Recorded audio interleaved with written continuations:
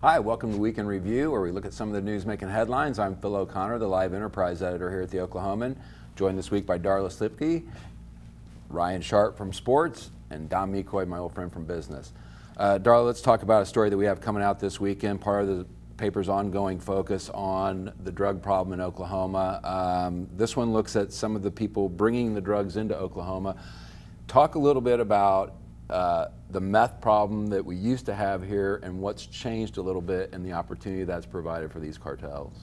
Yeah, there's been a shift of sorts in recent years, whereas in the past a lot of the meth that was used in Oklahoma was made in smaller meth labs around the state here domestically. And in recent years, Oklahoma legislators have passed laws restricting access to pseudoephedrine, one of the key ingredients for making meth. But meanwhile, the demand for the drug has not gone down. So Oklahoma has seen a significant decline in meth labs here, but that's created an opening where Mexican cartels have stepped in and filled that gap, flooding the state with their product. And it's ingenious some of the ways that they've figured out how to get it in, a kind of a cat and mouse game they play with law enforcement. A couple of examples of how they get the product to Oklahoma. Yeah, well, really just about any way you could think. Law enforcement officers said they've seen drugs hidden inside anything from teddy bears to soap boxes to compartments that are hidden compartments built inside vehicles. And one trend that they've seen more recently is these cartels are actually bringing meth in a liquid form across the border, where they'll then convert it into crystal form, so they can hide it inside gasoline tanks or any sort of container like that. Windshield wiper fluid, wherever. So it's an amazing story. It talks a lot about the changing nature of the drug trade here in Oklahoma. But one thing that remains the constant is that we still have a huge problem here. Meth is again making a comeback after a few years of not being the leading killer. It is now once again the leading killer for overdoses in Oklahoma. So it's a really important topic. We continue to focus on it here at the Oklahoman, and it's a great story, and it's in Sunday's paper. You'll want to pick that one up for sure. Hey, Don, let's talk about the tragedy happening down in Texas and the ramifications for us here in Oklahoma. One of the obvious ones, gas prices will probably be headed up. And they have been headed up. I know I filled up a week ago. I think I paid $1.92, and I filled up again today. I paid $2.19. So yeah, we've seen gas prices go up. In Texas, it's a much worse situation. You've got, we've talked about in Austin and Dallas areas, there are a lot of stations that don't have any gasoline because they're trying to get it down to the Gulf Coast, where a lot of the refineries were closed, and so there's not any gasoline being produced by some of these major refineries along the Texas Gulf Coast. Now, I should say in Oklahoma, we don't get any of our gasoline from Texas. We have refineries here in Oklahoma that produce our gasoline, but our prices have gone up nonetheless, as they have across most of the United States. And in fact, just yesterday, the Secretary of Energy, who used to be the governor of Texas, Rick Perry released 500,000 barrels of oil from the Strategic Petroleum Reserve. I'm not an expert, but I'm not quite sure what that has to do with anything. There's no shortage of oil. We've got plenty of oil. We just have some refineries down in the Texas Gulf Coast and the Louisiana Gulf Coast that have closed and may reopen shortly. We still need to see what kind of damage was done, but a lot of them had to close down just because of safety concerns. The employees couldn't get there, essentially, was their biggest problem, and they had this major storm coming through. So a lot of that may come online again pretty soon, and in the interim, we're all gonna see higher gas prices. And I was just curious, is there any indication of how long we would expect that to be the case? Will they trickle back down at some point? That's the expectation, I think, that we're hearing. I was just talking to our energy editor, Adam Wilmoth, before I came in here.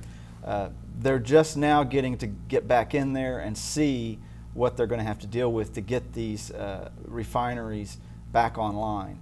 I was telling you earlier that there's a term called crack spreads that we're seeing, where what it costs when you bring the product to the refinery and what it costs when it leaves the refinery. So essentially, it's the price difference between crude oil and gasoline and other refined products. We're seeing the biggest spread in those prices that we've seen in a long time because of these issues with these refinery closings. we should find out in the next week or so if there's been a lot of long-term damage and these refineries have to stay closed for a long time. That's going to be an issue. But if not, if they can, hose things down and fire it back up and start producing gasoline and these other products pretty quickly, we're not going to see a long-term effect. Yeah, and it's the storms have pointed out once again, one of the things that's always kind of interesting to me is like how vulnerable our nation's petroleum supply is when it's all located essentially down in hurricane-prone areas like Mississippi, Louisiana, and Texas, and down in the Gulf. That's the heart of the refinery, and you've got a lot of the production out in the Gulf itself. From these offshore wells. That's the nature of the beast. It's a natural product. It comes out of the ground. You've got to deal with it where it is.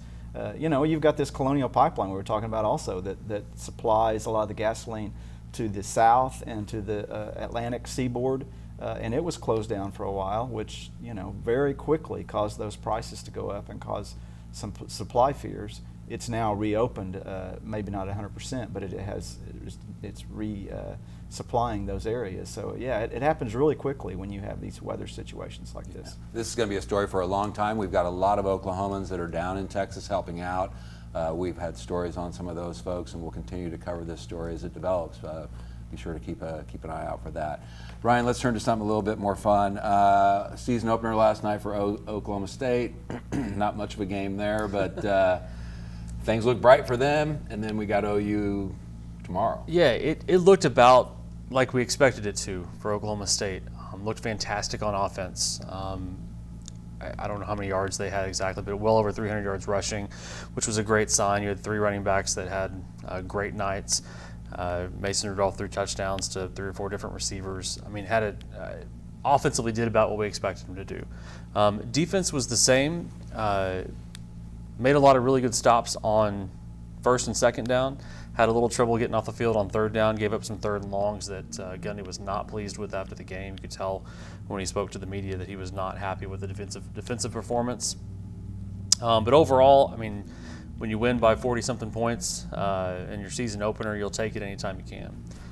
OU opens tomorrow against UTEP. Should be a very similar game, honestly, if everything goes as we expect it to.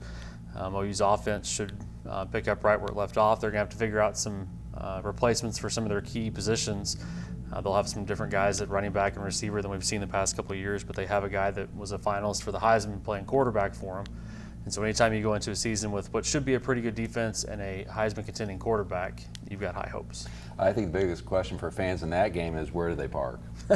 I guess that's been kind of a moving target in the last few days. Well, parking and tailgating.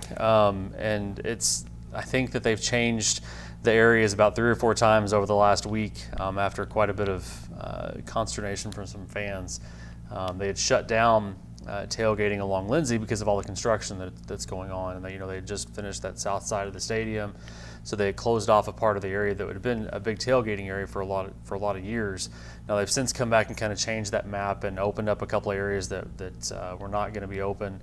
But there'll still be some displaced folks that have had the same spot for a number of years. They'll have to find somewhere else to go. Don, where will you be?